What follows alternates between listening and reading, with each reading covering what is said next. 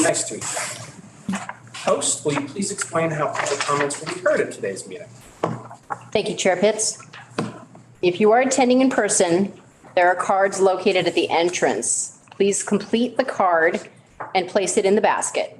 You'll be called up by name when your item number has been discussed and is open to public comment.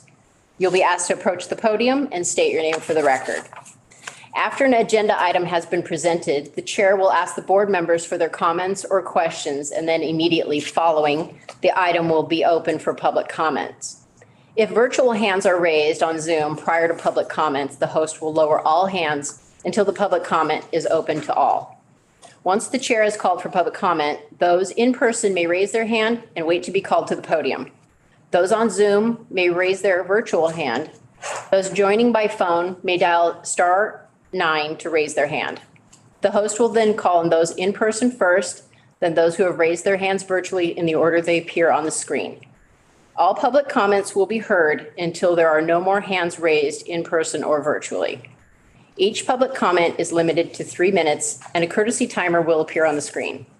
Any email comments that were received by the deadline will have been included and uploaded to the agenda prior to the start of today's meeting, and emails received are not read into the record.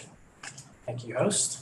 With that, I call this March 22nd, 2023 meeting of the Board of Community Services to order at 4:08 p.m. There we go. Brought my gavel made by Councilmember Rogers. Welcome back to our return to in-person meetings. And before we go forward, I just wanted to say a few words about that. We haven't been here in 3 years. I wasn't on this board when the last time we met, and we've all been through a lot. We all went through a pandemic together, and we were probably all affected in one way or another. And it's still going on, but this is the phase that our public health experts said we would eventually get to, which is learning to live with the virus and live in this new state. And it was a dark time for a lot of people, but I think one of the brightest points was something that we do a lot here, which is that we deal with a lot here is parks. I think we should remember how much of a refuge parks were to people, that they could get outside, they could socialize, and they could do that safely and stay healthy. So we learned how much more precious they are and how much more precious we all are to each other. Now we're going to move forward. And I thank everyone for their patience, especially the staff, dealing with all of our virtual meetings that we did for 3 years. You did a great job. And to the board members, thank you for that too. So again, welcome back to our return to in-person meetings. And this new format is integrated with members of the public via Zoom. It's a new way to do it. And members of the public who are using Zoom may view and listen to the meeting as noted on the city's website and on the agenda. Host, may we have a roll call, please? Thank you, Chair Pitts. Please respond when I call your name. Chair Pitts. Here. Board Member Boccolioni. Here. Board Member Castillo. Here. Board Member Cruz. Here. Board Member Lopez. Here. Board Member Spence. Here. Board Member Kwan. Here. Let the record reflect that all board members are present. Okay. I'd like to open the floor now on item 3. I'd like to open the floor now for public comments on non-agenda matters. This is the time when any person may address the board on matters not listed on this agenda or within the subject matter of the jurisdiction of our board. Host, do we have any public comments today? We have no hands raised at this time. All right, thank you. We're going to go on to item 4. That is the approval of minutes. Are there any edits or corrections to the minutes from February 22nd, 2023? All right, seeing no hands raised, we will consider those minutes approved as submitted. And on to item 5, Deputy Director Santos. It's good to sit here next to you. Please give your report on upcoming and accomplished events. Thank you, Chair Pitts. It is wonderful to be back in this room again after so many years away. So you all should have a copy of the upcoming and accomplished events. I usually just highlight a few of these on here. I did want to highlight for the upcoming April 1st Spring Fest. It will be a really fun event, 10 to 1 p.m. For anyone who's interested in breakfast, play games, collecting Easter eggs, and more. There's still 83 spots available as of checking this morning, so it should be a fun time. And I don't usually do this, I'm going to make a little plug for our merit awards. Merit award nominations begin April 8th. And then for our accomplishment events, I wanted to highlight the Arbor Day event we had on March 11th at Northwest Community Park. It was a really great day. We planted a bunch of trees and really proud of that event. End of my report. All right, thank you, Jen. And will you kindly provide the director updates at this time? Thank you. I would also, on behalf of staff of Recreation and Parks, welcome Omar to our team. We are so happy you completed our board. We have a full board now, so we're really excited to have you on board. And I just have a few little updates here. I wanted to acknowledge that Recreational Parks is participating in the Governor's California Clean Days. And we have one this Friday, March 24th, between 10 a.m. and 1 p.m. in the downtown area at Morgan and Davis Streets downtown. You can park in parking lot 13 if you want to get there, and you have to sign up early in advance to have a parking spot. But if you show up, you can park be careful where you park so you don't get ticketed, but you can help out with that event. We also have the recreational park sponsored event at Martin Luther King Park on Saturday, March 25th from 9 a.m. to noon. I will be there at that one. I'm looking forward to it. Also, I just wanted to briefly mention that previously the Parks team participated in the Prince Memorial Greenway cleanup from 10 a.m. to noon last weekend on March 18th as part of the California Clean volunteer events from the governor's office. And I also wanted to recognize that we received a proclamation from City Council on March 14th honoring Arbor Week and all the hard work that Recreation and Parks teams do to get the volunteer events together, plant and maintain trees throughout our city. And this also qualifies us for the Tree City USA, which the city has maintained for well over 40 years. Also, I wanted to mention we're going to have some art at Juilliard Park. It is going to be temporary art. It is like I'm going to describe it as a sticker on the pathway in Juilliard Park. And it's part of a art surround by Creative Sonoma.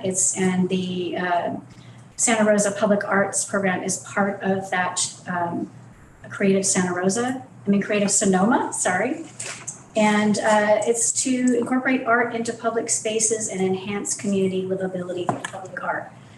So the piece that's going to go into Juilliard Park is going to be, about activist Bill Horton.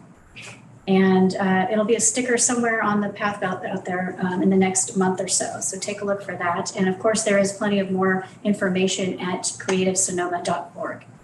To check that out. And last but not least, we have been going through our city budget processes right now. And May 9th and 10th is the upcoming city council budget sessions. And this department will be asking for $1.1 million for a water storage system at Bennett Valley Golf Course, $30,000 to complete the Luther Burbank Home and Garden roof remodel, $1.18 million for the remainder of the park's landscaping contract service. Also, we'll be asking for some shifting of staffing and one additional park planner to be funded through park development impact fees. And then I do have one more small thing. It's on a happy note. We'll be back at the California Parks and Recreation Society in person in San Diego on the week of April 3rd through 7th. Myself and the Parks Maintenance Superintendent will be down there this year. And that's into my report. Nice. Thank you, Jen. Are there any questions from the board for the deputy director? I have a question. Go ahead. When the city is doing arts, who decides what art it is? And if I may make a request, I mean, I know for me, I see a lot of Charles Schultz art everywhere, which is awesome. But I would like to see Pomo art, Wapple art, art of the people that had originally been here, because I don't see that. No, I appreciate that comment. I will share that. We have an Art and Public Places Committee that makes final decisions for art throughout the city. And it's like this, it's a little bit like this board in that there's appointed officials for that. So the art process goes through that and there's a staff that supports that. But I will be happy to share that. Thank you. With them. Yes. And I'll also share that when we restart the mayor's lunches with all the board chairs, and I'll bring that up with the chair of the Art and Public Places. Appreciate it. Yeah. Any other questions for Jen? Go ahead. Jen, could you elaborate on not the specific items that you brought forth that you'll be asking city council in the budget for, but I assume that this is outside of the current budget. Could you just explain how that works and how you decide what to go for? Sure, absolutely, yes. And so I probably forgot to mention, this is outside of our normal budget. We're putting forth our normal budgets and these are outside of that. And so we make those decisions in concert with the city manager's office on what goes forward that should be funded, should be requested from the city council to be funded out of the general fund. And we also do that in concert with the chief financial officer. And we bring forth those desperately needed items like the golf course, there's a little bit left on the roof, and the landscape contract, that really high important major considerations that need to be brought forth. And it's in concert with that group. Thank you. Any other questions for Jen? Go ahead. If you're looking at joining the, what was it? City Cleaning Days, I believe it was? Oh, California Cleaning Day? Yeah. California Cleaning Days. Where would you sign up for that? I know you mentioned there was a sign up process. Volunteer Hub. So if you go to the city's Volunteer Hub, you can sign up there for the for Friday and Saturday. Thank you. Any other questions? One question, Jen. Can you tell me the details, tell us the details on the Juilliard Park cleanup again? I just missed that date. Oh, yeah, it's not Juilliard Park cleanup. That's an art project. The details. What is that? So we don't know in the next couple months Okay. exactly when it'll be out there, but it could be as soon as 3 weeks. But it sounds like it's moving forward pretty quickly. Can you let us know about that? When Absolutely. we get more details? Okay. Yes, absolutely. Bill Cordham was a very famous local environmentalist, so I'd love to go out there and help with that. Great. We'll move on to item 7. That was everything? That was everything. We'll move on to item 7. So these are the board member reports, and just to give you a sense of what this is it's just a brief report from you. You don't have to have an update. It's okay, especially if it's your first meeting, but or in a future meeting. I like to share the new park I went to for the month, or if we went to a cleanup or anything related to Parks and Rec. So I'll just go down the line, and if you don't have one, it's okay. No big deal. So we'll start with board member Castillo. Do you have a report for this month? Similar to last month, I once again visited Coffee Park. It's very nice and well maintained. My kids had fun. Thank you. Board member Spence. I'm going to, one more time, you'll hear 4 more, that you'll be getting something about the Merit Awards that will be coming up. They start in April, so there'll be a little ad campaign. So if you have somebody in your neighborhood that you would like to recommend, please do so, or call me or get the information to you. Whatever you'd like, and then when it gets close enough, there in September, I will keep inviting you to it. So. Please do. Board member Cruz, do you have an update? No. Okay, thank you. Board member Bocaleone, do you have an update this month? Nothing other than Southwest Community Park is sure a big going park, and again, I'm just stressing we need lights. Because there's people in there after dark. It doesn't have to be all night, but if at least till 9 o'clock or something, especially where the car parking area is. I think it would be a little safer if we had some lights there. Even the city bus goes in there and there's no light where it stops and lets people off and on. That's it. All right, thank you. Board member Lopez, do you have a report? Nothing yet. First meeting. I'm just very happy to be here. We're happy to have you. Board member Kwan.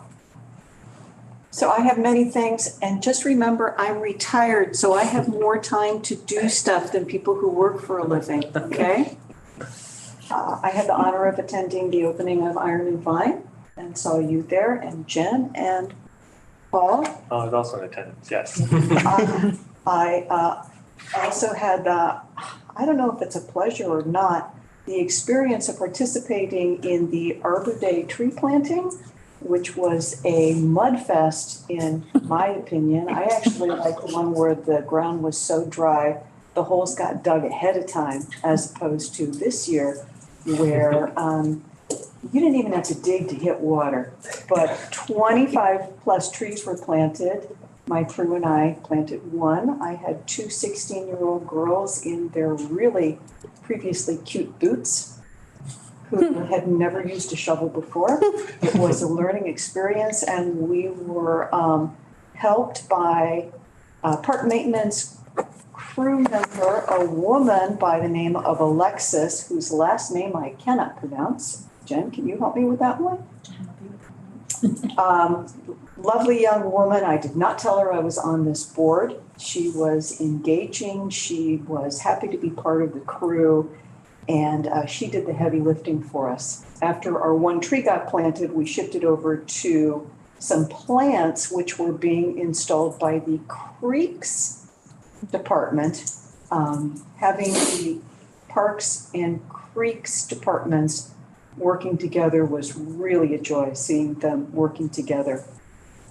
I also had the opportunity to participate in the third Saturday creek cleanup at Prince Memorial Greenway, which is always a good time, which is a funny thing to say, but it was a good time. And I got to see Robert Ash in action again, which is he is like a one-man band who volunteers several mornings a week taking care of Prince Memorial Greenway, and he's just a pip. I also was invited to pour beer at the 5K run in the rain. I was under a canopy pouring rain, and there was this funny tall man dressed all in green. The largest kid there, Jeff Tibbetts, just doing his thing as a huge leprechaun. So that was, and what I was told was of the 375 people who signed up, 300 plus ran. So those crazy runners. So that's me. Great. Thank you, Carol. My report for this month went to the Iron and Vine opening at the Bennett Valley Golf Course. Good to see some folks there. It was a good turnout. So glad to see them get up and running. Been there for a while, but I think more people learned about it. Helped Councilmember Rogers do a cleanup on the Prince Memorial Greenway. We took some graffiti off the murals, so made those look a little better.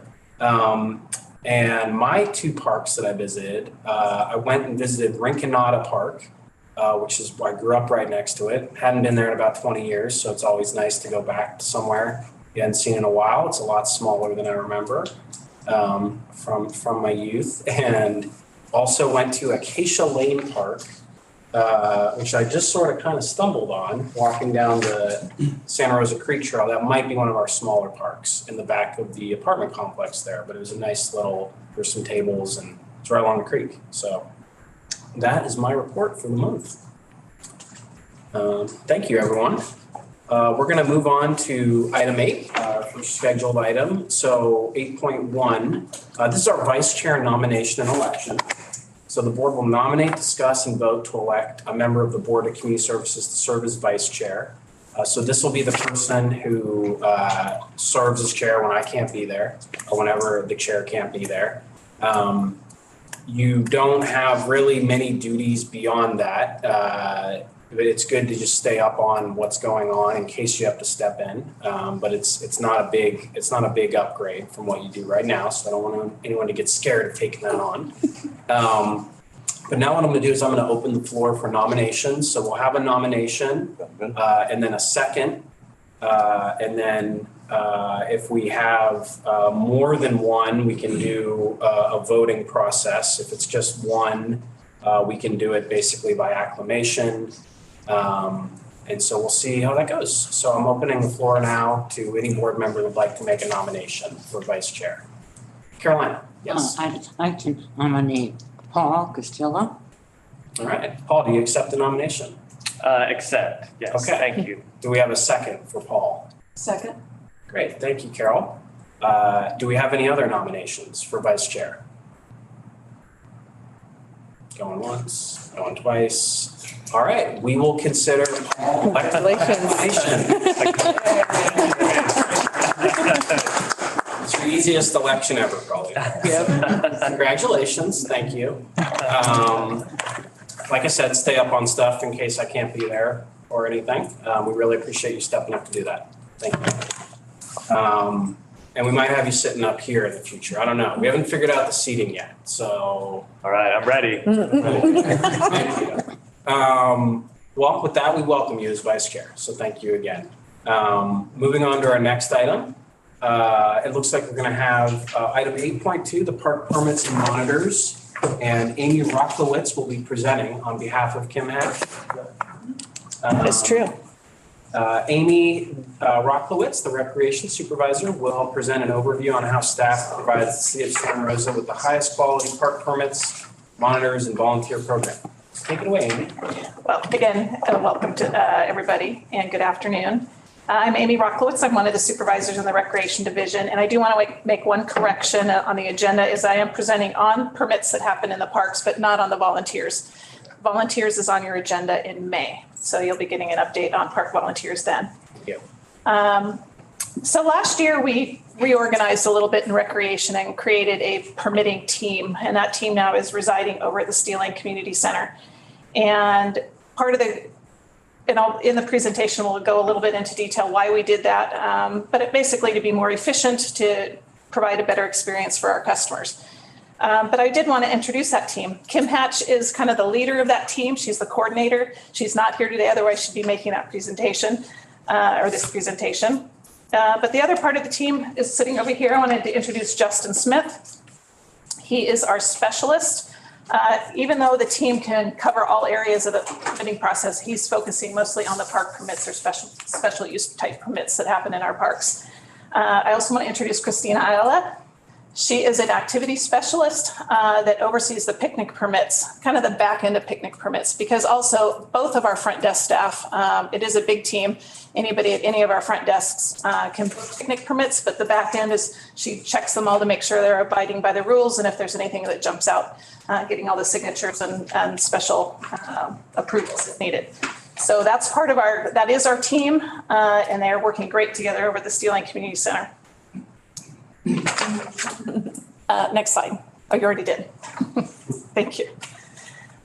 So one of the reasons we did this was to bring this team together is originally, if you go on this slide, there's 3 different areas that we do permits for in the parks. And before that, it was supervised by 3 different areas with 3 different supervisors. So you can imagine the aligning those things didn't always match up. Communication sometimes got a little frazzled. So our goal is bringing these 3 areas together to make it more efficient and to provide a better experience for our customers. So kind of looking at these different areas, our sports permits, you can see here of all the different fields and courts and tennis and pickleball and volleyball. These are all the areas that we rent for the sports permits. The majority of sports permits are done twice a year as part of our league permits. So, and those are all the little league clubs, all the soccer clubs, softball groups. They book twice a year. They book out for the year. Then there's some stragglers and there were sports permits that do, a family or company picnic that wants to have a softball game on a Saturday or something. So there's a few of those that go in there, but the majority of our sports fields are rented is through our league permit process. I'm going to jump over to the right under picnic permits. Those are all the areas that we rent picnics. Those are basically your general picnic, a family wanting to have a birthday party, rent a picnic site, and a small type of event in our park. Anything that doesn't fall under that goes under the park permits, which is over in the middle here.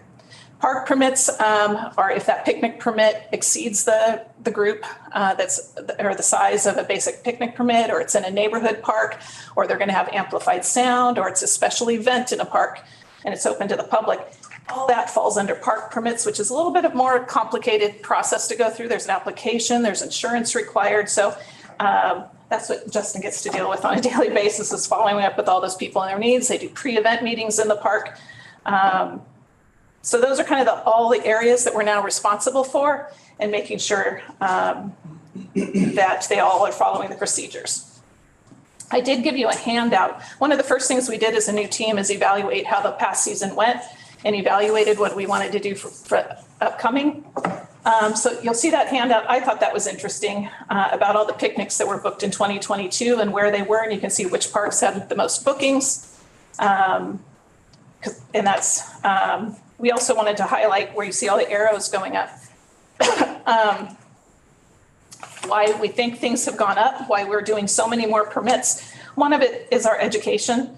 We are educating the public more about the need to get a permit to be in our parks, to follow those rules. I think COVID, I think someone mentioned to you earlier about COVID brought more people out to the parks. And so more people are doing their picnics outdoors or their family gatherings. We're also doing a lot more in our neighborhood parks, like Coffee Park. Someone also mentioned they were at Coffee Park this weekend. That is rented during the season every weekend. And that is considered a neighborhood park. So that's kind of it on kind of what our 2022 accomplishments. You can read through the other details, how many we do and the areas we're responsible for. But that's what we wanted to highlight in that. Next slide. So this slide is really that permits are one half of the process. The other half of the process is park maintenance. We couldn't do it without them. It is definitely a team effort. We do the front end, booking the permit, making sure the customer knows the rules and the guidelines and has the information they need to show up to the park. But once they show up to the park, it's the park maintenance experience that they're getting.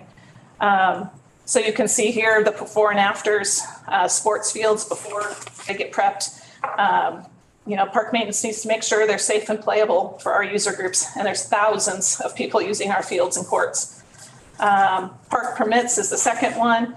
This is just showing an example of this. I think this was the amateur radio special event that was happening in Finley Park where the irrigation went down and the grass was dead, what it's supposed to look like on the right. So we ended up having to process several refunds for other people that had the park booked that didn't want to hold it during that time. So again, that communication and cooperation with park maintenance is essential. And lastly, the picnic permits. If there's a picnic table that's broken and this was a birthday party area that we rent, then we end up having to give refunds as well. And so getting those fixed and maintained and usable helps us out on the park permitting end where we're giving refunds and things like that. Next slide. So with all the information we gave about 2022 and getting sent surveys out to all of our picnic groups and got feedback and did evaluations, we came up with what our goals are for 2023. And these are we kind of lumped them into 5 different areas, our service goals for the year. One is to improve relationships with our neighbors, and that includes the schools, and I'll talk about that in a little bit. Aligning the permitting process across all permits. So as of 3 different areas I talked about, making sure that we're consistent with our rules. Sports, we're doing things a little bit differently than park permits. We're doing things from picnic permits. So we're trying to make those all overlap now and be more consistent. Streamlining the process to improve our customer service. That means our forms are up to date, our website is up to date, the staffing are trained in all areas when they're out doing park monitoring, improving that efficiency and experience. The other one is educating the public and our city staff on the permitting process. We do have park monitors we send out to check on those that have permits and to help educate the public about what that process looks like and if they need a permit. Working with our marketing team to educate the public about getting permits. Training of our staff. We just did a tour on Rosa last week with, I think, about 10 of our staff, 15 of our staff, going to all the parks where we have made most of our park permits and stuff to make sure that they're familiar with our parks before they're giving information over the phone to our customers and making sure they're really familiar with what we're doing out there. And then last is to improve that park rental experience, making sure the expectations are clear when they get there, what they can expect, and the park maintenance and amenities, and working on that with parks. So I'm going to go over a little detail of each of those areas. Next slide. Obviously, improving relationship with our neighbors is important to us, to be good neighbors to everybody. And so we do get quite a few complaints from neighbors, if there's amplified sound and it's keeping a neighbor awake, if the parking or the garbage, things like that. So we're working to improve that relationship with neighbors and where we get most of the complaints and trying to change some of our procedures to address some of those issues. I do want to note that we have found wherever we have permits, the relationship improves. Where we have most of our problems is the rogue groups that just show up, especially sporting groups. If there's a field not rented, they usually tear up the fields. They're there late at night. They can be drinking, breaking, So our goal is to try to get more people to rent and go through the permit process, because then they understand what the rules of the park are. And then that helps us build that relationship with the neighbors. So one of the examples I wanted to talk about here was Northwest Community Park. We kind of consider that a sports complex over there. It's got the rugby field, it's got 3 softball fields, it has 2 soccer fields. It is heavily used by our sports community. Unfortunately, 75% of the parking for that park is school property. And so you can imagine the last few years, there's been a little bit of back and forth with the school and the park usage. And so we're trying to work on improving that relationship with them. And we've been having several meetings. We're improving that. We've done some of the suggestions that's noted here to help alleviate some of the stress, like removing tables that were over by the softball field. That was causing a lot of stress for the school because it was congregating a lot of people they didn't want hanging out and big crowds around those tables. And again, they weren't needed for the sports part of it. So that made them happy when we did that. We did move the adult soccer league out of Northwest Park. They played there on Sundays. We found another location for them. Again, there's a lot of family gathering that includes drinking happening on the weekends, and the school didn't appreciate having the alcohol so close to their school. So we're finding a new location for the adult soccer.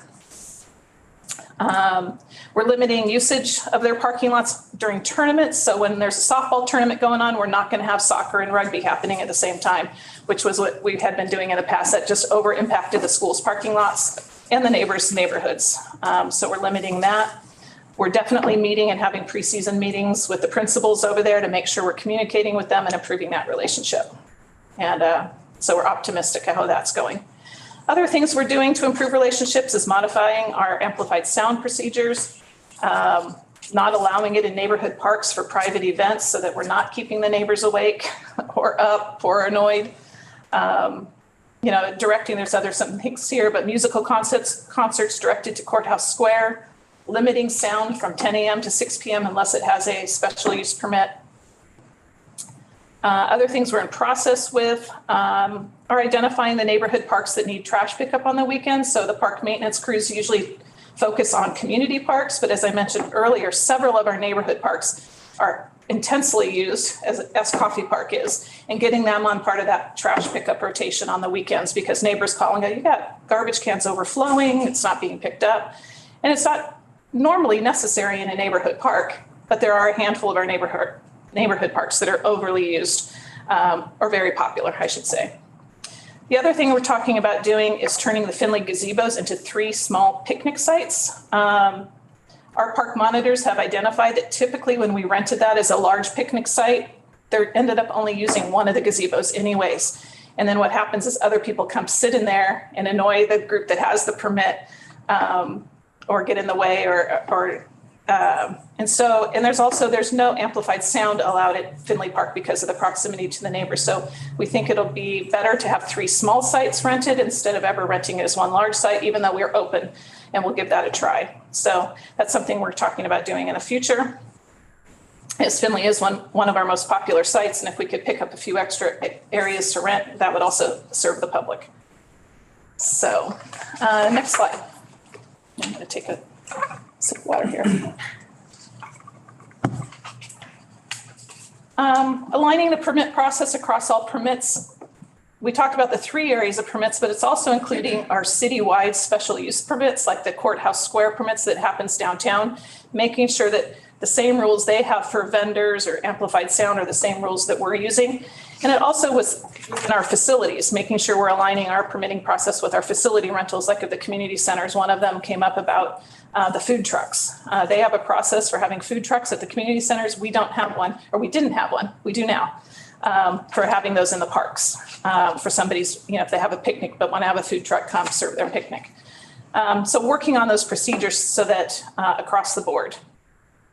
Kind of, I wanted to show over at the right is the flow chart. You can see the 3 different areas that we have, the main permit areas. It's now all flowing through Kim, the recreation coordinator, so that the information's flowing through her, and then she has the communication directly with Parks over on the right and myself over on the left as the supervisors, and information flowing up. Before, it was several different supervisors all going up and around and crossing, and you can imagine there was some breakdown there. So we've already seen some great improvement in that communication. You can see some of the things we've completed, having us all under one umbrella and one team. Steel Lane is now the permitting hub, open 9 to 5:30 over at Steel Lane. As I mentioned, we improved our food truck guidelines following facility protocol and doing that in parks now.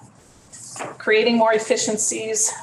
One of our goals is to have picnic permits year round in the future. Right now we close down for the winter months, but we're finding this year with the rain, it throws off our what we thought. But all the drought years before, people were renting all winter long. And so if the ground is dry and they can have a picnic, they wanted to have it. And if they couldn't get a picnic permit, they were applying for it under the park permit process, which, like I mentioned earlier, is a much more complicated process.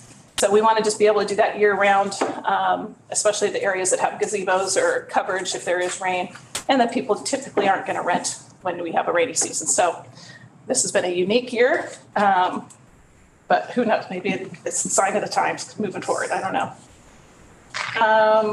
Let's see, I think everything else is pretty aligning our fees. We're working on a fee study to make those align and better line up together. Standardizing our court rentals, that would be like pickleball and volleyball and tennis courts, and lining that with our sports field process, that they were done a little bit differently. And one of the big things we want to do is create a process for vendors in the park to be in the parks.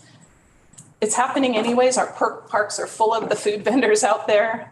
They definitely follow the sports club. So if you go to any of the sporting complexes, you're going to see the vendors are setting up. There's no process for getting them out of there. The police don't have time to do that. So we're trying to figure out a way to follow the process they use downtown for vendors downtown, and renting a space and having them, again, we feel like we can manage them better if they have a permit with us. They have all the health department requirements and fire department requirements for propane tanks.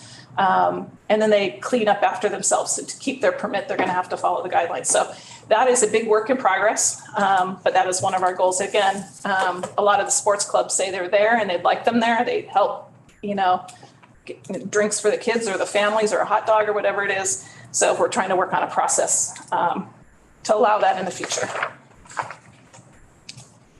Next slide.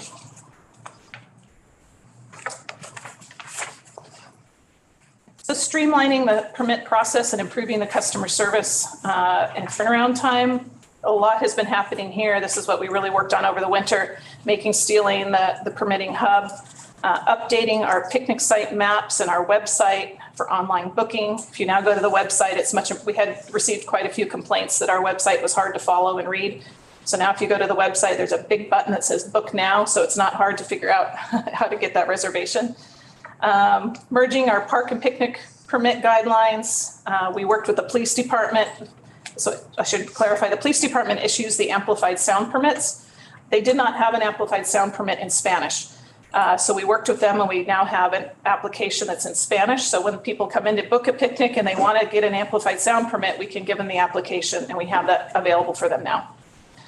Doing survey monkeys, we've done them for picnics. We're going to start doing them for the park permits this year. We're better utilizing our park monitors to help hang all the reservations, whether it's a sports reservation or a park permit reservation or picnic, tennis courts, and having our permitting team be able to cross-train and covering for each other. So when someone's off, they can pick up the slack with whatever area it's in. We also have on here this weekly park maintenance meeting. So Kim meets with the park maintenance supervisors every Tuesday, most Tuesdays. And that is about focusing on information and exchange of tasks and ideas and what's coming up in the park so that there's no surprises. And that's an effort to improve that communication so we're all on the same page and we know what's happening. So in process are things that we're considering for the future, removing Bear Park from the online booking. It sounds like that's a step backwards, but it's not. Probably one of the number one complaints we received last year was about Bear Park and the lack of parking and the portable toilets. Even though that information's on their paperwork, no one was reading it. And then we got the call on Monday, really upset that you didn't say I had to use a portable. You didn't say there was some limited parking there.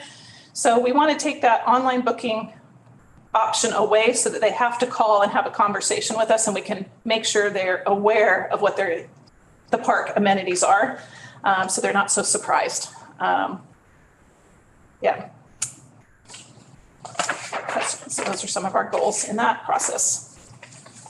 I mentioned also earlier about, next slide, sorry, forget that part. To continue to educate the public and the city staff on all our permits that we do. So we want to grow the park monitor program. If park monitors that we send out are temporary employees, but they're checking on people's permits when they're out there. They're educating the public if they need a permit. It's visibility, having them in the park. A lot of people have questions for them. I did share with you a card. It's one of the cards we do pass out so that when they're like, oh, how do I report this maintenance issue? Or how do I get a hold of, do I book a permit? They have that and they hand that out to the public because they do get a lot of questions just being visible in the park. And I mentioned earlier also, we took all our desk staff on a Rosie tour of all the parks so that they can better help our customers when the calls come in or they show up. And then we're in the process again of that training. With that week, we send out every week a report goes out about what's happening in the park for the week, in the parks, all of the parks. And it does go to the police department and the fire department and all of our park maintenance crews. But we're realizing that a lot don't know how to read that report. And so in the upcoming months, we have some meetings scheduled with police and fire on how to better read that report. So if somebody calls the dispatch of the police department and reports something, Southwest is having this going on, they can look and go, oh yeah, that's a permitted, they have a permit for that. They do have amplified sound approved from 10 to 8. Oh, it's 10 o'clock at night. No, they shouldn't have amplified sound. So there was a disconnect there that they'd, with that information that was given to the police and information about the parks and permits. So again, that report goes out every week, and we're going to do some trainings with them on how to read that report and use it. Getting the trash and mow schedules online. Another question we get a lot about is when is the trash picked up in the park? When is the park mowed? And so we're going to try to get that on the website so we can direct people there to see what the schedule is and work with parks on that. Creating handbooks and FAQs to answer those questions that come in. And again, that marketing campaign and working with our marketing team on what is a park permit? Who needs a permit? How do you get that permit? Why do you need one? Because a lot of times people aren't even aware that that's required in our parks and how to do it. So it is all a work in progress with educating not only our own staff, but the public on that. Next slide. This slide, I think, again, from our surveys that we sent out and doing some evaluation, I said potential future projects is probably more of a wish list.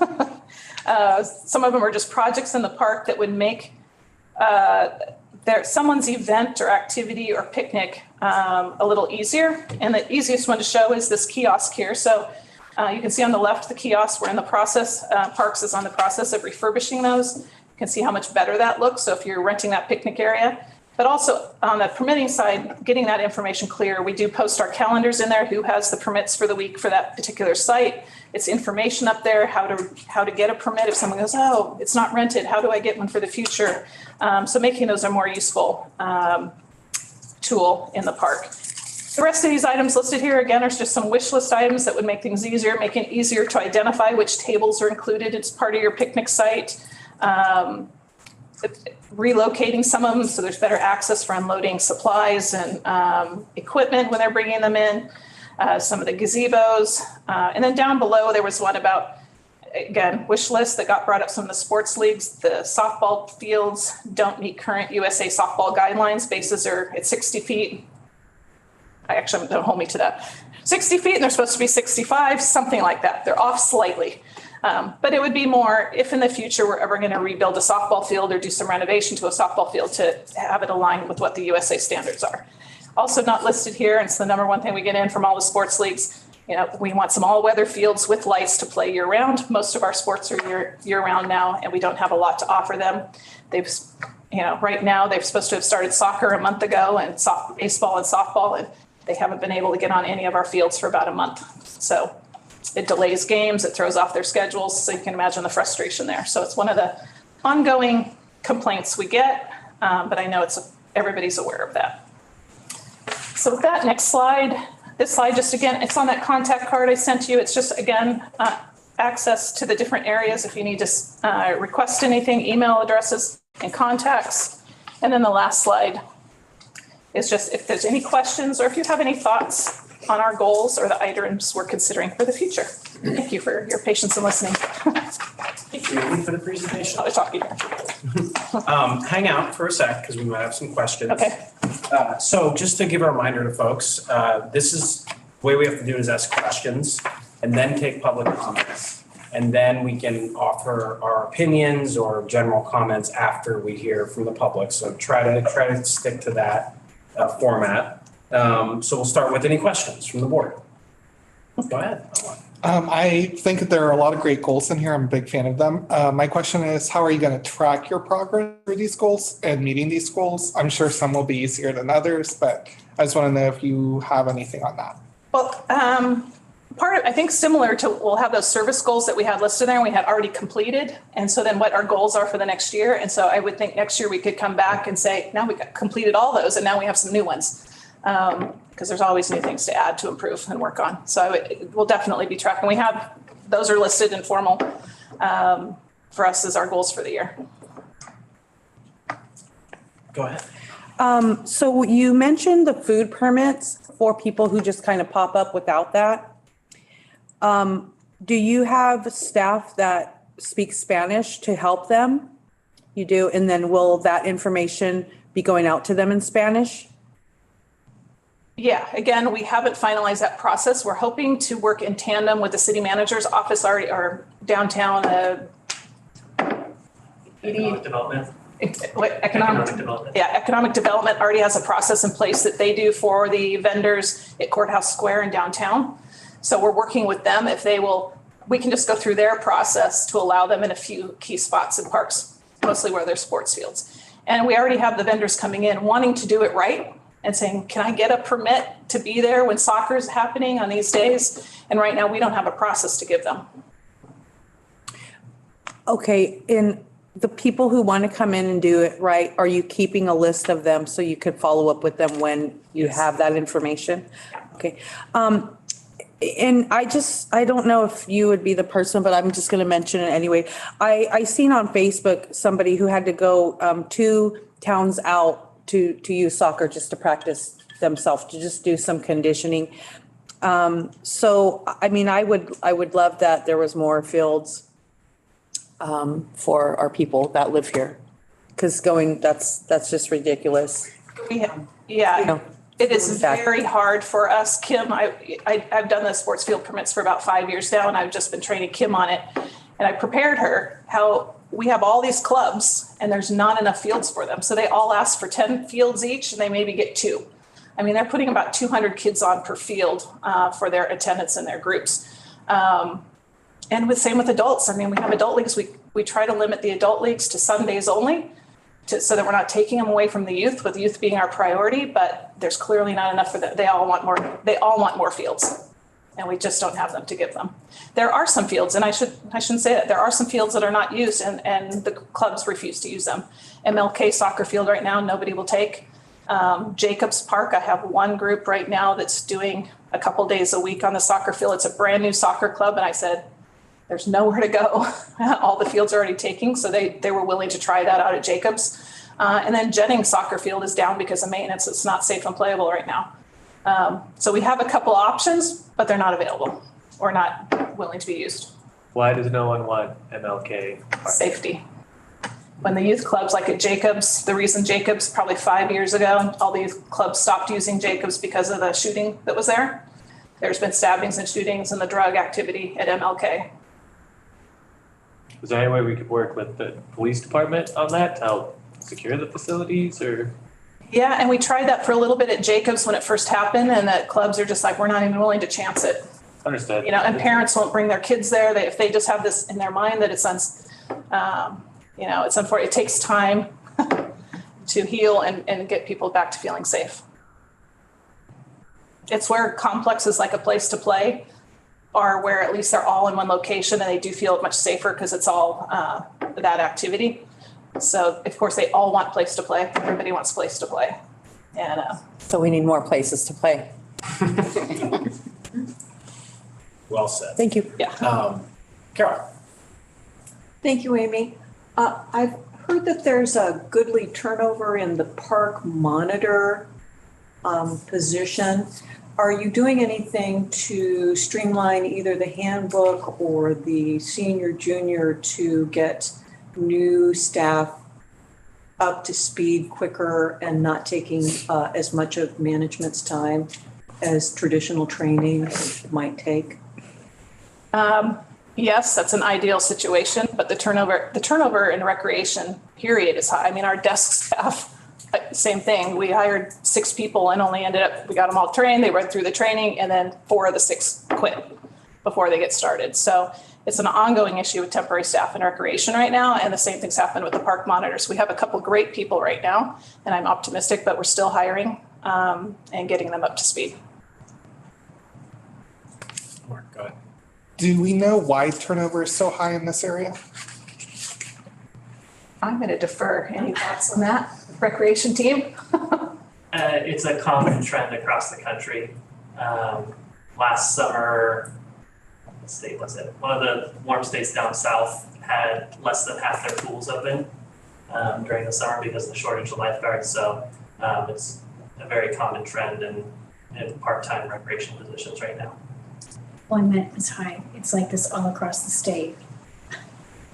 Yeah, we're part of California Park and Recreation, our National Park and Recreation, and you see that constantly about what is everybody doing about the shortage of staff and temporary employees. And so it is definitely happening everywhere. Just real quick, following up on the vendors process and the permitting, is it possible to do on-site permitting? Has that been considered at all? Just to have them register there and then? As if it's a small vendor, I don't know, is there any? That would mean staff would have to be on site. And we don't have, I mean, like I said, we have 2 park monitors right now that are out on the weekends and they're roaming all the parks. So, and the paperwork is pretty cumbersome, especially for a vending type permit because they have to get their health department permit. They've got to get fire department. So there's a lot of paperwork that has to come in before we can actually issue that permit. And that's the process we're still learning and figuring out how we're going to do that. Any other questions from the board? I have one. Rita, go ahead. Being that I'm originally from Petaluma, my grandfather was the champion bocce ball player, and I didn't realize we had a bocce ball court, and he taught me that years ago, and I haven't done it. Now I want to know where it's at because I'm going to. Several. Juilliard Park. Really? Juilliard Park has 3, 4, 5 courts. I mean, and then DeMayo Park has 2 courts. I'm looking for validation. Juilliard is 6. 6. Really? Yeah, I forgot exactly how many there are. It's pretty busy on the weekends over there too. And there is a bocce club actually at Juilliard. So they've got a whole club with games and leagues. They rent the courts again for league play. They also upkeep the. Yes, yeah, they do. I'm going to have to go down there before I get any older. Yeah. It used to be pretty good. I bet you're still good. Any other questions from the board? I had a few questions, Amy. Yeah, building on what Madonna was asking, are our applications in Spanish, all of them? Yes. Okay. And so like for Bayer Park, when someone calls, do we have a Spanish speaker available to speak with them? Actually, both our front desk staff right now are Spanish speaking. Okay, great. Do they get paid more by being bilingual? Is that something that we offer in our pay schedule? We do for permanent employees. That has not come up for temporary employees. Okay. I'll comment on that real quick because we actually just looked into it. And so it's not for the non-union represented staff, which the temp staff are not. Okay. So I am currently looking into what our options might be to address that with temp staff because it certainly is a great value for us to have that at the desk and I think it should be compensated for. So we are looking in to see what we could do internally for that since it's not covered by the city's general policy. Great. Thanks, Jeff. It's definitely extra work, so I'm glad you're looking into that. And then when you have a noise complaint, is it possible, why are we sending the police? Because I feel like they would find that to be kind of an annoying job, going to tell people to turn it down. Why isn't it why isn't it your staff doing that? Well, sound permits are issued by the police department. Okay. So they are not issued by our department. And that was one of actually, touch on that, I must have skipped over it. One of our goals is we're working with the police department to give us permission to issue the sound permit for basic sound permits from 10 to 6. Because basically someone comes in and wants to get a picnic rental or a park rental from us, and then they want sound. And then we're like, all right, here's the application. You're gonna have to take it to the police department to get that. They have put their application with police. Police call us and say, is it okay with you? We go, yeah, it's okay with us. So then they issue it. Then they have to bring it back to us. Not very customer service friendly. So it's one of the goals we're working on in the police department. I think city charter or something right now designates the police chief to the only one that can sign the sound permits for parks, or for sound permits, period. So that there would have to be some new designation for us to have that permission to be able to issue those basic sound permits. But again, because they issue those sound permits, they're the ones that have to do any enforcement. Okay, great. Thanks for that explanation. All right, do we have any other questions from the board? Okay, then we will go to any public comments. Host, do we have any comments for this item? Oh, my screen just moved. We have no hands raised at this time. Okay. Any in-person comments? Anyone else? Okay. Great. Then we can go back to a discussion if anyone has any other points they want to make. Amy? Go ahead, Carol. I was going to ask, how do I know if I can have a picnic at this table or not? And when we got to the future, having the tables 2 different colors, I think that would make a world of difference so that I know I can go to this green table and have my picnic. Also, I know that the kiosks have the posted permits for tables which are reserved. If a table is not reserved, can I go to a table of the other potential color and have my picnic? Yes. So they're first come, first serve. If it's not, a permit has priority. And if someone who doesn't have a permit, then it's first come, first serve. I think the idea of having 2 different colors would be a friendly way of letting people know, especially when someone comes in with all their stuff and there's other people already at their reserved table. No, look, this is our color and we have a permit to get people. Some type of identification, and we're working with Jen. That would be great. On what that would look like. Great. Any other comments? Sorry, one final comment, and I hate to continue harping on it, but the idea of the vendors permitting and trying to streamline this process, because I understand it is difficult for a lot of these individuals, they're just out there, it's essentially a small business, a small enterprise. So saying, we need food handlers permits and the fire department needs to inspect your little cart and things of that nature, that is a barrier to entry. So in looking at streamlining the process, and happy to assist in any way I can as well. The idea of perhaps some sort of, on-site authorization. I understand staffing is limited and things of that nature, but nonetheless, if it's simply an ice cream cart or something of that nature, and we know that they don't have propane tanks or something like that, they could get some sort of limited pass or something of that nature. And then additional resources. This is how you obtain your food handler's permit. This is what you need to go through. Here are the centers you can, get licensed and whatnot. Perhaps a small packet you can hand them, something of that nature. I think would be helpful for these individuals. Just kind of spitballing here, just because I know that is an issue, and those guys are very welcomed at those events, and we would hate to be seen as a department as just kind of shooing them away, right? So. Just throwing that out there, and happy to assist in any way that I can as well. I appreciate that. Thank you. Great. Any other comments? Carol, go ahead. I'm suddenly reminded of jumpy tents. And several years ago, we talked about only certified, insured vendors of jumpy tents would be able to place them in certain parks. This is something that happened several years ago. Is it a predecessor of what's being done with other vendors, and maybe talk about how it's going with the jumpy tent licensing process? It definitely is a little cumbersome process, and there's definitely people still showing up that don't have a permit, but if they apply for a picnic permit or a park permit and say they're gonna have a jump house, there's an extra step that they have to have insurance on file with the city, that company, to set up in a city park. And that again came from legal when that was all set up. So I think there's probably more steps that for any vendors allowing them in a city park. Currently, the city ordinance is no businesses in a city park without a permit. So we got to figure out a way to get to yes, so they can get permits. And yeah, it's working. It definitely adds more time to the process. Go over that.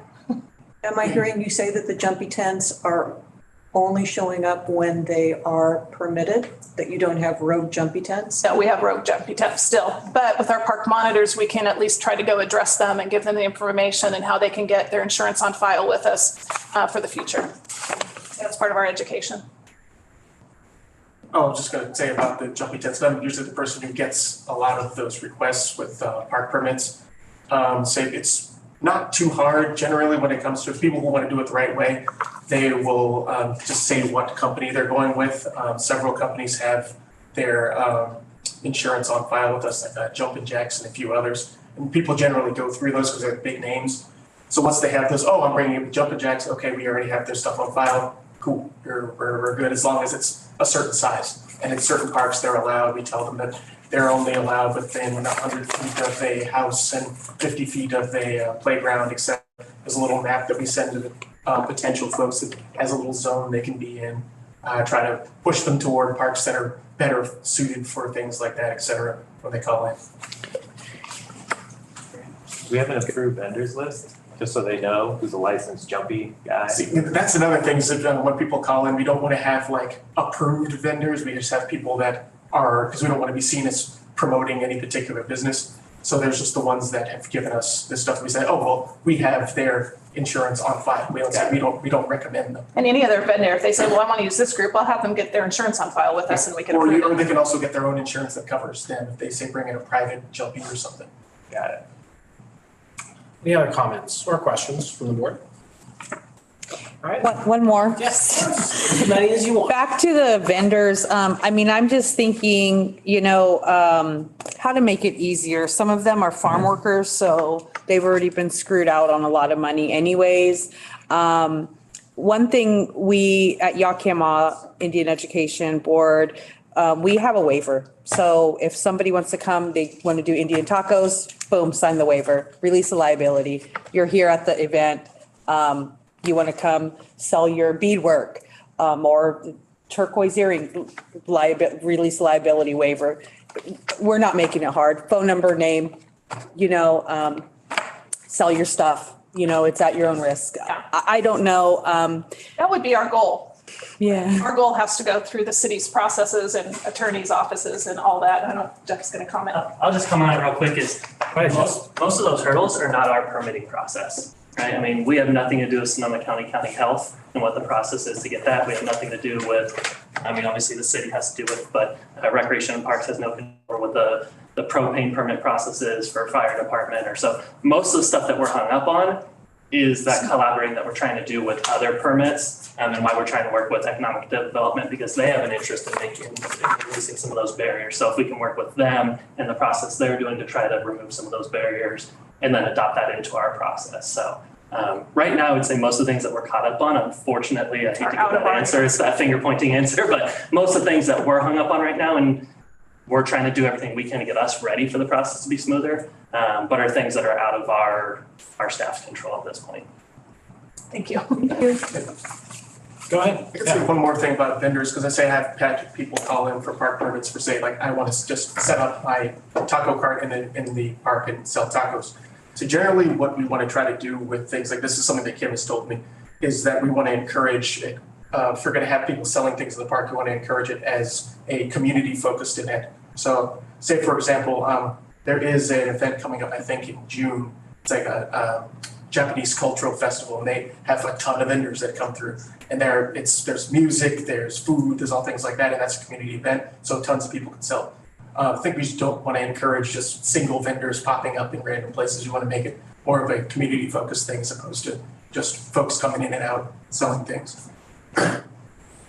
That event sounds nice. I want to go to it. Say for example, like with like soccer teams, they can sign up with the soccer league and be one of the vendors on that permit holders list. Then they can be a part of it. That's another thing. That's one of the avenues we're looking at is can we do it through the soccer clubs? Yeah, so sometimes I've told people that want to sell, say at Southwest Park during a soccer tournament, it's like, oh, here's the name of the person who's, or I'm going to tell the permit holder, there's this guy here who wants to sell food at your event. You guys can collaborate together, put him on your vendor list, and then your insurance covers him, et cetera.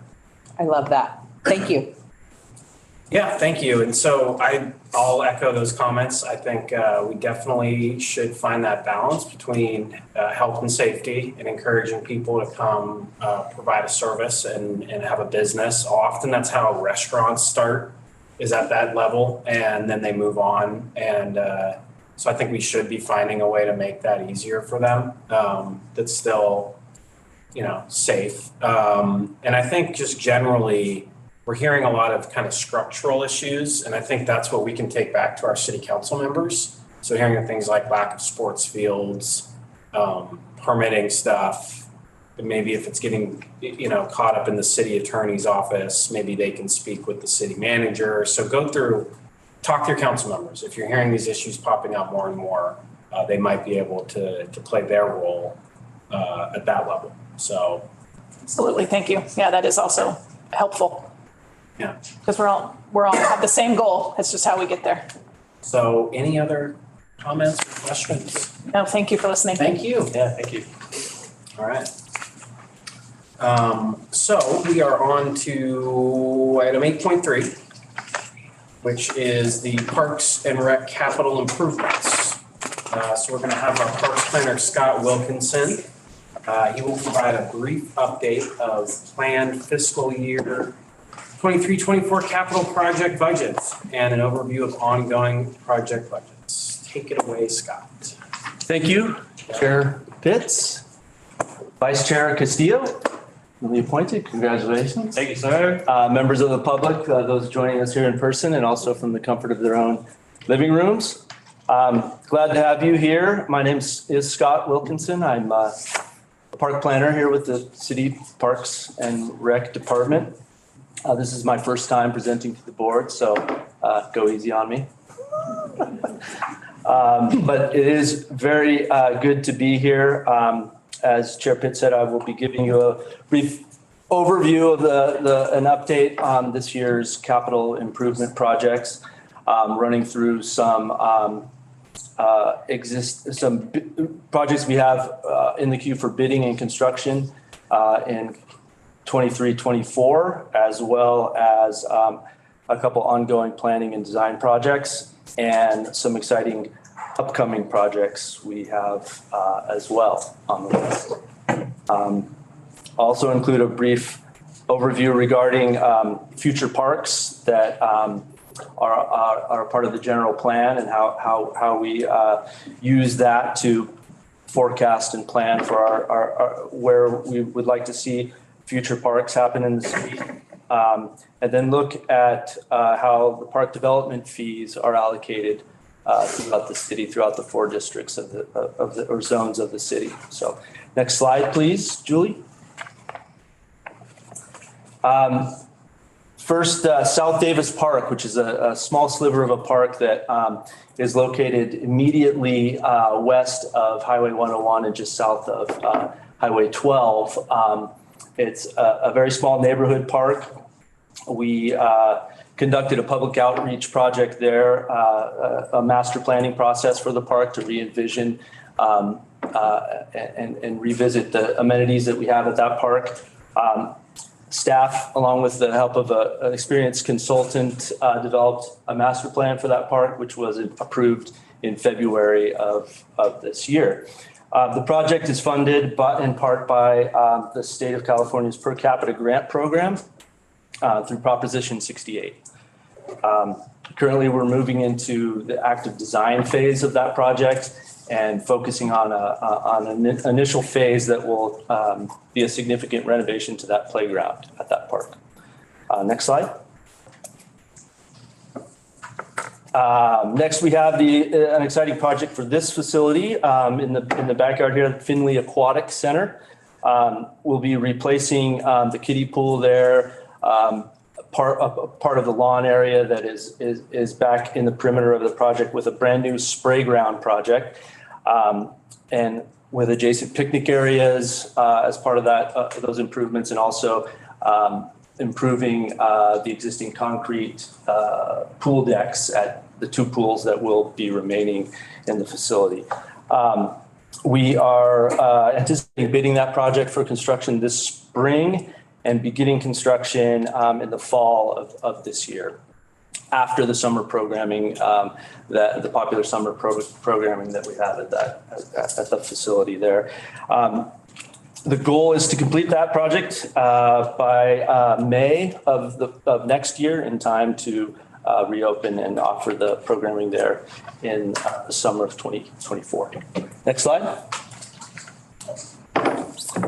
Next up, we have the first phase of a large new community park project that is planned for the southeastern part of zone of the city. Kiwanis Springs Community Park, which will eventually be a 20-acre park. This first phase that we're currently wrapping up the design on is for a community garden project, which will provide about 3/4 of an acre of community garden space, up to maybe 100 plots, depending on how we ultimately kind of divide the plots and how big they are. And it also includes a small drop-off area, a place to deliver materials, garden sheds, a picnic area, and space for fruit trees as well. It also includes a pathway that will connect to the corner of Mita and Quanah Terrace Road, which will eventually connect to the larger main part of the community park project, which will happen across the street there. Next slide, please. Fremont Park is a project that we are actively master planning. It's located on the edge of downtown on 4th Street. We had a series of meetings last week to kind of re-envision this park.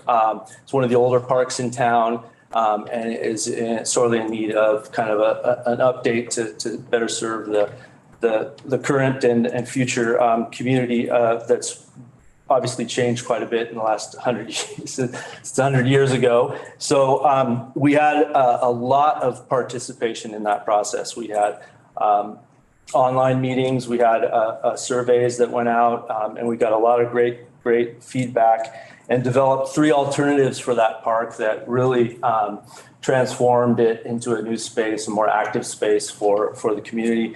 And out of that, there was a great discussion around the historic nature of that park and what aspects should we or should we not preserve, while at the same time really creating and providing a more active and welcoming space for the community. So currently, as a part of that discussion, we put the process a bit on hold and are conducting a historic evaluation. We hired a consultant that specializes in historic landscapes to really do a deep dive and give us a report on the significance of that project in terms of the historical context. And that will hopefully inform our process going forward, and hope to re-engage the public in the fall on that master plan project. Next slide.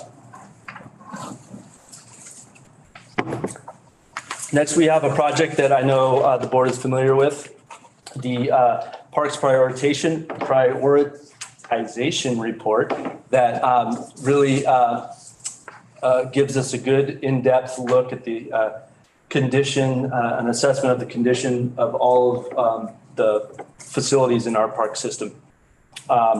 Staff is currently working with the consultant who helped us author the study, and incorporating this board's great comments into a final draft of that report.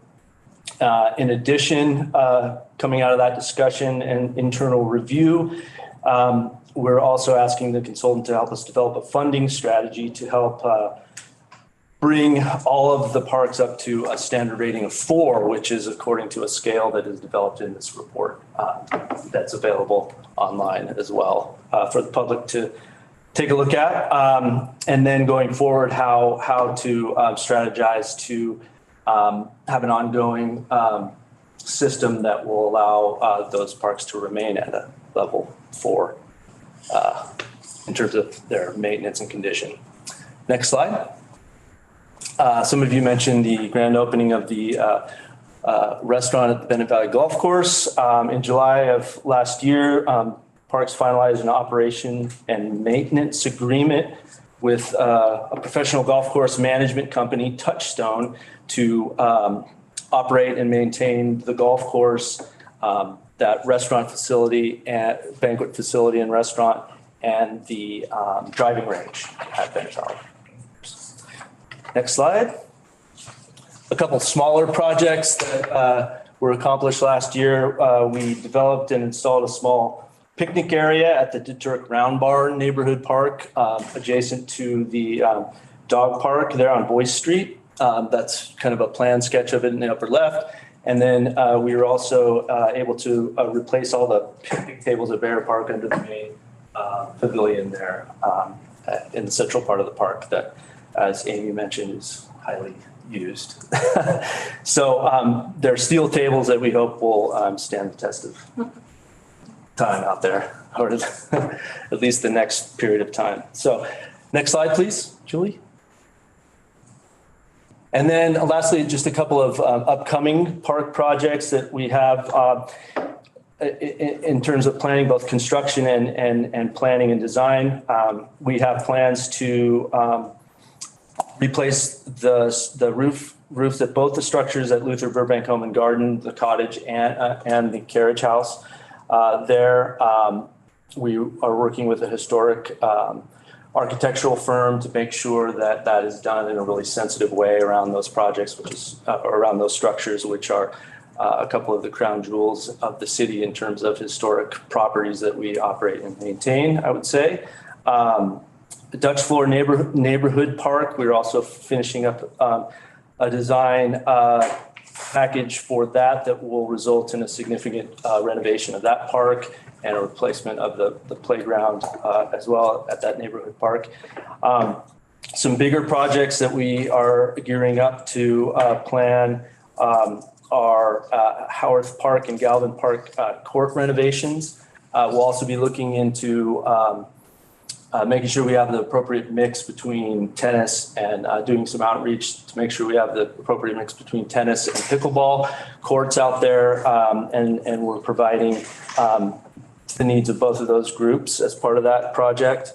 MLK Park, which was mentioned earlier in the field out there, and really, we're really super excited about this one. We received a grant last month, $5 million grant to, which should go a really long way in terms of transforming that park. Hopefully improving the fields, the play area, the restroom, the whole facility, and really activating the park and hopefully, encouraging a lot more positive use that will outshine some of the negative aspects that we were seeing out there in terms of the perception of safety. So we're excited about that.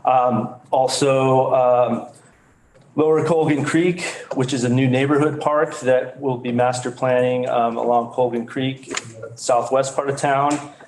A place to play, which was also mentioned, updating the master plan for that to provide more sports fields as well as other amenities that will better serve the community currently and going into the future. And lastly, exciting longer term project, the Southeast Greenway project, which is going to be a real great thing for the city. It's over 40 acres, currently in the acquisition phase right now. And once that is ironed out, we will be initiating a significant public outreach plan and master plan to see what type of amenities folks are interested in there, whether it's fields, play areas, other things, as well as a multi-use pathway that will connect all the way from Farmers Lane all the way to Spring Lake Regional Park. Next slide, please. Excuse me. So quickly, this is a map from the current 2035 general plan. The icons, the red tree icons represent future parks. Many of these have already been developed, and many are still on the list to develop in the future. The larger trees are the proposed community parks, and the smaller trees are proposed neighborhood parks. Our two main sort of categories of parks that we operate and maintain in the system. Currently, the city is updating this plan as part of their 2050 general plan update.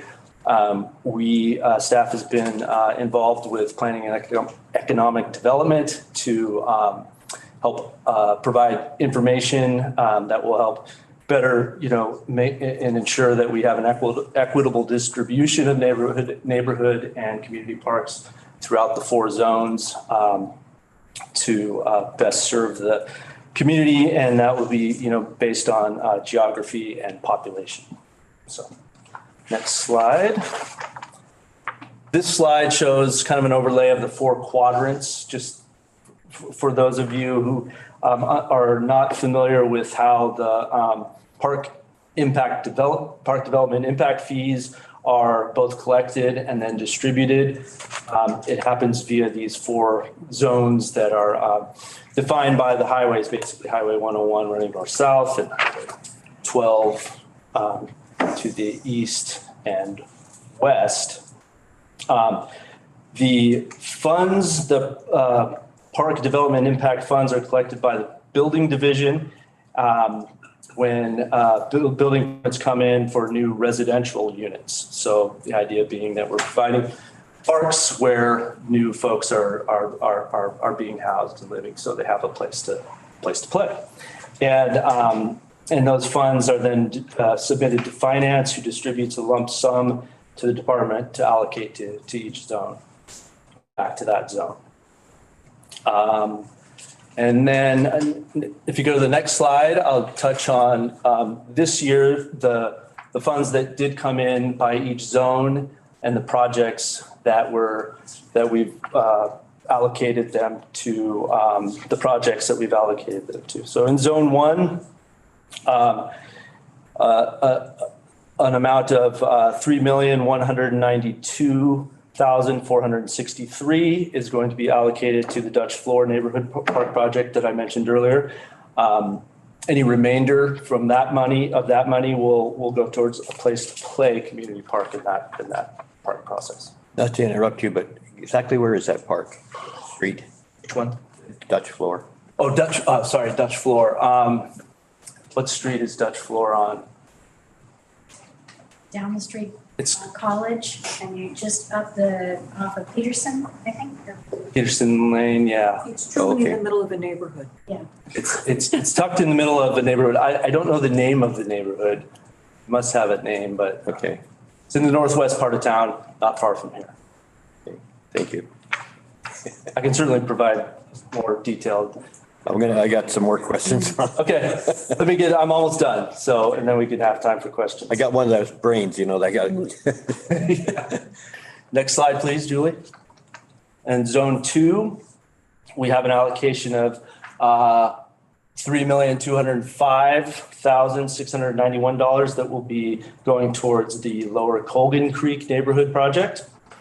And in zone 3 on the next slide, $493,770 for the Fremont Community Park renovation project that I spoke of earlier. And zone 4, an allocation of $687,715 towards the Kiwanis Springs Community Park and Community Garden project.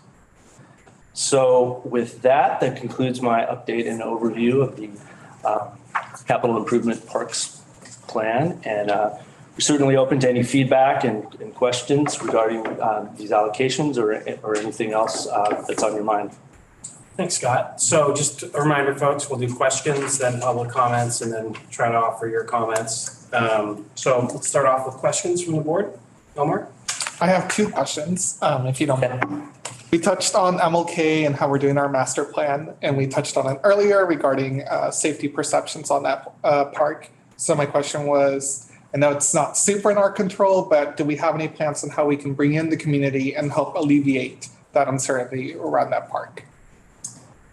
Yeah, my general answer to that is, as I kind of tried to explain, maybe a little clumsily, is that when we create, well, first of all, we bring in the community early in the design process, right? And we want to understand what the issues are, what they would like to see developed in the park or changed about the park, whether it's particular new amenities or they have ideas about, locations of things or how things are, adjacent. I mean, folks who live in the area and know the park know it better than us, so we try to learn from them and then create a space that is activated, has features that people want to go to and use in a positive way. They want to bring their families to, they want to bring their children to. And by virtue of that positive activity, the hope is that there's less negative activity. Now, is that wishful thinking? Maybe to a slight degree, but it does happen. You can imagine parks that are really well used and, you don't see a lot of nefarious things going on because that's not where those folks want to do things necessarily. So I guess that's what I would say to that. If that. I'll also add that we work with our partner groups, like our sports groups, and we have a few community neighborhood folks down there. Really fantastic, really engaged community. So we also work with that group, as well as our city partners, police, et cetera, fire. Thanks, Jen. Oh, go ahead. Yeah, sorry. I'm sorry, you had two questions. Oh, I'm sorry, Omar. Okay. I was just very eager. Yes, no worries. I'll be right back. Second question was about the general plan. Do we have a direct involvement in that process, or is it going to be something we kind of just get handed and work around with? And by we, you mean? Yeah. No, we are definitely involved in collaborating with planning and economic development on that, who are leading the process. They've had a number of meetings, outreach, a long outreach program. We've been working with them since their last round of outreach on doing mapping and trying to really drill down on that map and understanding where the needs are for new parks and things, and we're feeding them information. We're also talking about making sure we have the classifications, the definitions of the different park types correct, and are making some updates to those, as well as some of the policies in the plan that relate to parks. So yeah, we are pretty involved with that. Jen, is there anything you want to add? I would just add there's still time to participate on a community basis for those you encounter in the community at santarosaforward.com. And it's a great way to provide your feedback. The development team will be coming out again and bringing it to council as well. Now you go.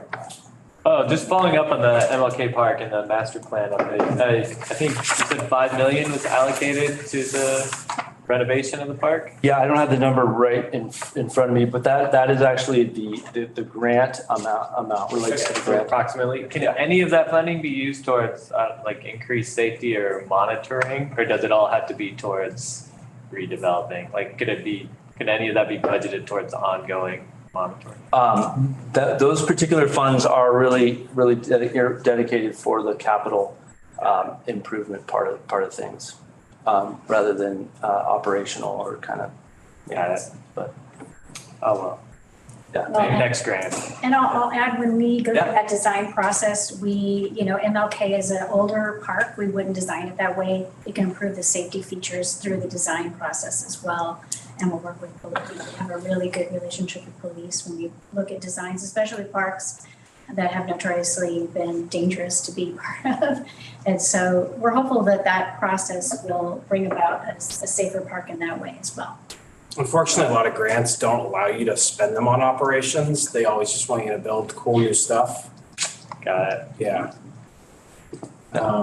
Any other questions? We'll go down the line here. We'll go with Carol first. Then move down. Hi, Scott. Okay. First one is a generic question. The second one's a specific question. The generic question is, I know that both Dutch Floor and Kiwanis Springs have been with us for several years. The money that is budgeted in fiscal year 23-24, is that carryover money from previous years? I know the funds continue to build. Is this fiscal budget 23, 24 carried over from 21, 22? Was that money used for something else? Can you just clarify that in my mind a little bit? Yeah, I'll sorry, can you just explain to the general public how that 23, 24, so that's July 1 to July 1? Fiscal. Okay, sorry to interrupt. Yeah. Go ahead. Yeah, right. Yeah, thanks, Carol. This is new money that we are allocating from the park development impact fee process. So it is new money. There is additional money there, as you say, that this project has had a bit of a history, and so that money is going towards that project along with the existing money that was in the fund for the project. I don't know if I understood that. Was Dutch floor, the play structure that went through the whole master plan, was that not funded in 22? The planning of it was. Okay. Now, this, we're talking about the actual construction of the renovations themselves. I did not know that. Thank you for that explanation. Yeah. The second question relates to Fremont Park, which is a park very close to my heart and where I live. The meetings that happened recently, never heard anything about them. Can you tell me how you did the outreach and who was contacted, how it was advertised on social media or whatever? Yeah. Totally outside my radar. Well, I'm surprised to hear that, and thank you for letting us know. That was very early on in my tenure, so Jen might have a little more background to add, but we did, I believe, go through the full process of mail, sending out. I thought I heard you say that in the last month or so there was an update. I must have been confused. Oh, no, sorry. I think I meant to say last year, if it was last summer. So you did hear about those? Oh, very much so. Good.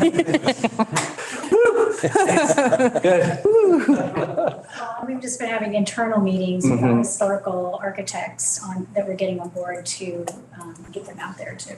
So I think that's what you were touching on. Okay. Yeah, it caught my ear as well. I look forward to those updates as a member of the community. Great. Thank you, Carol. Thank you.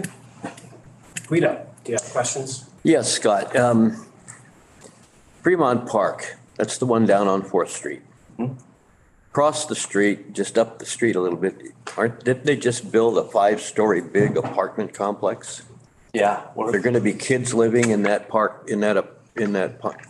Then are you taking into consideration Fremont Park for kids to go play in so they're not playing out in the street? Absolutely. I mean, I just hate these places that are going up, and I look and I go, where are the kids going to go play? And look, okay, No, that's great. We absolutely are. And like I say, creating a place that has more active features, a play area, at a minimum, other things. We are planning a direct crosswalk across 4th Street there to be part of the off-site improvements that will allow a better pedestrian connection across from that. I forget how many units are going in there, but it's significant. So we do imagine there will be families and kids. Okay, my other concern is it's a big 500-unit complex going up on Santa Rosa Avenue, just south of Smart and Final. Yeah. 500 units. You imagine how many kids are going to be in there. I don't think there's even enough place to park cars for people that have cars in that spot. But where is, I wish I had the exact address there, but where is there a park nearby there? And if there isn't, I think those things should be considered with the developer of the facility that, okay, we're going to need for that many, we're going to need some land for parks. So we need to develop this and have that ready when that building is complete, which is pretty close to be completed, probably another maybe 6 months or so. But where are the kids going to play besides in the shopping centers? That's the only in the parking lot. Yeah, no, it's a great question. And I would say, and again, Jen can add to this, but the developers of those projects do pay into these funds, the park development impact funds. Sometimes they are dedicating land if it works out that we can negotiate with them in that way. Other times they're just paying the fee into our our other park projects that will be in that area. So for instance, the Kiwanis Springs Community Park that I mentioned is going to be a new 20-acre park that is relatively close there, although it's not, adjacent. It should be walkable or bikeable by the kids in that development. And I know not only is there that development, but there are other, housing developments going in that area as well. So it is something that we're looking at and something that we're looking at as part of that general plan updating that general plan map as well to make sure that we are identifying locations in the areas that are developing heavily with new residential units. Right, because some of those areas, Kiwanis Springs and what's the other one there where you come off of Hearn Avenue, where Target and so on is. I mean, there's so many apartments going in there, and we've got to make it safe for kids to be able to bike. You can't even hardly drive. I drive it every day, and it's a pain because you go through 3 traffic lights sometimes before you can finally get up to make a turn. It's just the traffic is terrible, and I just hate to see kids start getting on their bikes and getting hit and so on. I just think things are getting too congested down there, and not just that we need more parks, but I mean, it's just getting unbearable. It really is, and it's somebody's not planning right somewhere. Thanks, Guido. Okay. Any other questions? Yes, please. Yvonne. So the community park garden, you talked about plots. Do you know how many plots will be there? We believe that there could be up to 100 plots, depending on how the plots are ultimately sort of divided up, right? So we're planning to build the facility. How gardens work, they rely on gardeners and people to become, part of the group or association that really begins to have some ownership over it. And we leave that kind of final carving up of the spaces to that evolution of. Will that be like a lottery system, like with Section 8 housing? How do I get a plot? Not sure yet. We aren't Okay. quite there yet, but we'll have a process for signing up for Okay. plots for sure. And then what I would like to see is if you had just 2 plots that were lifted, like if I'm in a wheelchair, I could come and sit. I would like to see at least 2 of those, please. Yeah. Okay. Thank you. They are included in the plan. We have Okay. 2 of them, at least one of them in Okay. the plan, a large one that is accessible. Yeah, it's enough for at least 4 folks. Cool. with mobility to use it standing up in the lower one. Okay, perfect. Okay, another question for the general plan with parks, for future parks. How are you coming up with the names of those parks? The names of the future parks. Yes. Yeah, that's a very good question. Okay. We aren't naming them as part of the general fund or general plan process itself. We're just identifying what type of park they're going to be. The naming process will happen. I would like to request that one of them be named after a local native tribe. Okay. Homo Community Park, Cool. something like that. And then as my colleague here was talking about, we have a shortage of housings, like we're short still thousands of, houses, apartments because of our first fire. So the housing's not really going to stop, right? In bigger cities, they have like rooftop fields. Is that something that you've heard of that may be happening? If not, can you tell them to do that? And then, I drive by the mall a lot. So the old Sears parking lot, like there's like 4 cars in there. I mean, if it was my choice, I would tear that parking structure down and build multiple like fields. I mean, I don't know. It's right downtown. So that's all I have. Thank you. Thank you. Thanks, Madonna. Any other questions from the board? I had a few questions for you, Scott.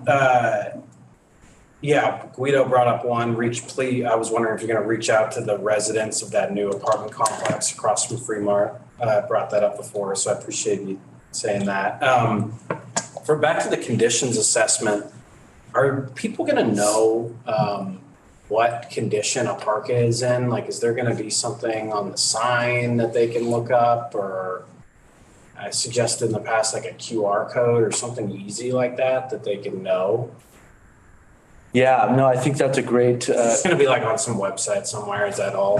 well, it's certainly going to be on a website, yeah, but it's an interesting idea to actually have it in the park where you could kind of, understand, oh, here, I'm in a level 3, this is what. We have them for restaurants. Why can't we just have Mhm. hey, this one's good to go? Yeah. Yeah. Okay. Or, yeah, On Luther Burbank, is it gonna be closed when we're replacing the roof? You know? yes, it's going to be a significant project. Okay. Um, I just like going there. So many It's a good people question. like going there. I think it will be done within the season. I mean, it's a roof, so we got to get it done when it's dry, so, Okay. which also happens to be the gardening season, Yeah. flower and blooming season, right? So, it will have an impact for sure. So is that starting soon then, ideally? Yeah, we're hopeful to have it be done this year. Okay. And we're still waiting on council to appropriate the additional funds needed before we get started. So if we don't receive the funds, Right. it will go back on hold. Right. And we can work with the future contractor to minimize the impact. There will be impacts to getting into the buildings, but, touring the garden and stuff, we hope to minimize those so people can still go. Okay. Great. And then are you gonna come back to us before a year from now? Can we hear like a mid-year update from you? I think so. Okay. Yeah, absolutely. And I should add too that we are planning to come back. I am planning to come back next month even. Great. Chair Pitts, with some information about how we're going to be allocating money through the Measure M funds as well. So a host of other projects that we were identifying to use those funds for. Okay. I have one more question. Okay, hold on one sec. And one other request, I know you had a lot of different timelines, but if you could give any sort of estimate, like on a future slide, and I know sometimes it's hard to figure that out, but like this is 9 months out, this one's 6 months out. That'd be helpful. I like that. Okay. Yeah. We'll definitely take that into consideration. Good, thank you. Guido, another And question. some of the slides that you brought up there were great, but is there any chance of getting it on a piece of paper so we can look at it while you're? They're all right here, Guido. They're all in front of you. Yep, in this packet. Oh, okay. There's just a lot to look through. Wasn't aware of that. Thank you. Yeah. Good. But if there's something you don't see, certainly reach out to. If I may make one more request when you're talking to the people with the parks, you talked about like people that with historic knowledge of stuff. I would like to see like stuff that my people used, before all these roads and cement was here, I would like that. Like a medicine garden is what we call it. Stuff that we use still. Other ideas of things that we could create or develop in parks. Yeah, I would love to see that. I like that too. Yeah, thank you. Carol, do you have a question? The prioritization report, which is obviously still a work in progress, we are now in phase 2, which is the establishment of the base conditions level. I should think with this hard winter, everything shifting around, is this something that's being worked on forever? Will this be completed at some point? Is there a time frame for the prioritization report being complete, and will it ever be complete? I would say yes. We're looking to complete it this calendar year in terms of incorporating, like I said, this board's input as well as the funding strategy. But I think that beyond that, it will be something that is sort of, ongoing in a living document that we reference as a tool and update over time as well. Any other questions from the board for Scott? Thank you, Scott. Thank you, Scott. We'll go now to public comments. Do we have any public comments on item 8.3? We have no hands raised at this time. Okay, one last comment I wanted to make, Scott, and anyone else can make any last comments. The question about park naming, I would, and this is to Jen too, I'd appreciate if we could get some sort of update, because I think we talked about that a while ago, that was going to be some sort of effort in the city equity and inclusion training to talk about the naming, and we sort of ran into that with the Mary Traverso Park. Is how are these named? What's the criteria? I think that was a good point raised about how they get named, and possibly at the risk of opening up a huge can of worms, like Fremont Park is named after a controversial historical figure, to say the least. Renaming, or how did we name them in the first place? So if you could get us an update in the future on that, it'd be appreciated, Jen or Scott. Yeah, absolutely. We will. Thanks.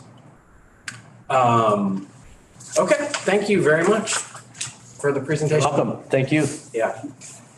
Next month. Thank you. Yeah, looking forward to it. Thanks. Welcome too. Okay, coming up next is our item 9, our committee reports. 9.1, the update from the mayor's lunch. No update. I still have not had a lunch with the mayor, unfortunately. So hopefully that restarts. It used to be something we did at City Hall on a monthly basis. And previous Mayor Rogers got to do it once before he left. So hopefully the new Mayor Rogers is restarting it. So with that, Board Member Quant, do you have an update from the Waterways Committee? There was no meeting last night. All right. Also an easy update. On to item 10, Deputy Director Santos, do we have any written or electronic communications? We receive no written or electronic communication. Great. Thank you, Jen. Moving on to 11, future items for us to consider. So you can suggest anything that you want to see. Any other board members? I guess I kind of jumped ahead and did that with the renaming, but I would love to see that on a future agenda, the naming policy and where that's at. Does anyone else have any other suggestions? Chair Pitts, if I may. Yeah. I would like to, I don't speak for the local tribes, but I would like to be on the agenda for future Native American events. Okay. If that's okay. You mean like be included? Like if I know of an event coming up, I could just announce that. Oh, yeah, absolutely. And you can always do that in your report too. Let's try to stick to Parks and Rec, but if you have something that you think is really important for us to hear, that's your report. So you can say what you like. Thank you. Yeah. Anyone else have any future agenda items they'd like to see? No, all right. Well, with that, we will, I want to get my time right here so that we can get that. So the next regularly scheduled meeting of the board will be held on Wednesday, April 26th at 4 p.m. right here. And on that, we are still looking at, in the ordinance update, changing the time. So I just wanted to remind folks that we were asking people to think about that. We had a suggestion from the ordinance subcommittee to change it to 5 p.m. We had a discussion last month on that. So I think we're going to talk about that again next month and try to come to a final decision. So just keep that in mind. We don't have to change it right away. That's just what the subcommittee said, but please think about that. Is 4 good? Do you want 5 p.m.? We heard a suggestion for 6 p.m. So anyways, just come back with that. So with that, the next board meeting is Wednesday, April 26th at 4 p.m. With that, I adjourn this meeting of the Board of Community Services at 5:56 p.m. Thank you, everyone. Thank you. Thank you. Great meeting.